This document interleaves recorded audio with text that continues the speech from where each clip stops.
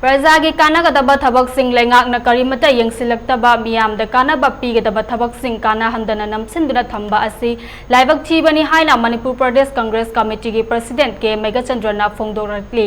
वाफम असि नहा कया अमदा थबक पीबा याबा प्रोजेक्टसिंग स्टेट गवर्नमेंट पाइखतखिबा फंक्शनल ओइबा थबक फजना तौदबगी मतांगदा हयेंगदगी हौगदौरिबा बजेट सेक्शन दा पुखतनबगीदमक ngasi nilakuthida leiba food park amadi lamfielda leiba department of trade commerce and industry da chatkiba yengsin khungchet ka mari leinana phungdokkibani mahakna makha taraduna nilakuthi food park asigi project ki damak paisa kaithakibani chahi 8 gi mamangda mafam asi sagatlaga semjin sajinba loirabani adubu makha taba facilities sing leirabasu makha tana function tawdabasi karigino haina lengakta chawraba wahang ama hanglakli cold storage facility asina miyamna karba tawbada matam gi mahai marung lakpada freezer da tawraba matamda unseasonal food mayam yonbagi facility prajada pigadabani adubu hauzik fawa function tawdana leiri hauzik iramda masida thabak fangdabagi awaba kaya ama thengnari semitlon gi fibam dasu aduki matik soksele food park ki cold storage singsinbada generator asi sijinadringai hauna aduki ngakpigani sizinadringaidagi hauna adumak yakhidre haina official singi maikaidagi fongdok pirai amadi cooling process tawnaba machinery sing fail oirakpagi mami chawnga tari project amagi paisa kaitharaga yengsin bidana namsillaga thamjinba manghanduna thambagi mahuta sizinaraga thabak fangdaba mahai naharo singda thabak pigadabani economic activities hengatkadabani praja singi kanaba singadabani haiba wafam fongdokhi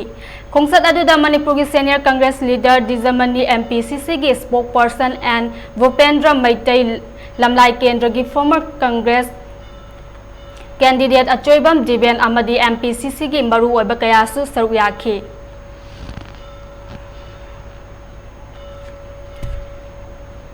hi mapan gi mamang dagi mafam si sagatlaga completion tawre aduga hariba cold storage masigi facility sina parja myam da akhoi masida cold storage da akhoi facility si piraga mayam si karbar tauba adagi akhoi gi matam gi mahai marung lolakpa mayam sing sida akhoi sida store tawrakanda freezer sida thamakanda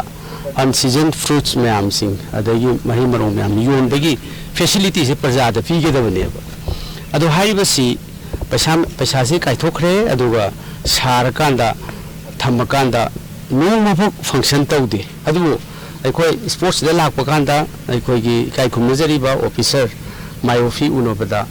tha ani kumbadi chamber taruk lebasida chamber ani di the horticulture department na sinagi hai adubu hek haukiba अखोगी मसीगी function तब याब हौखिबसे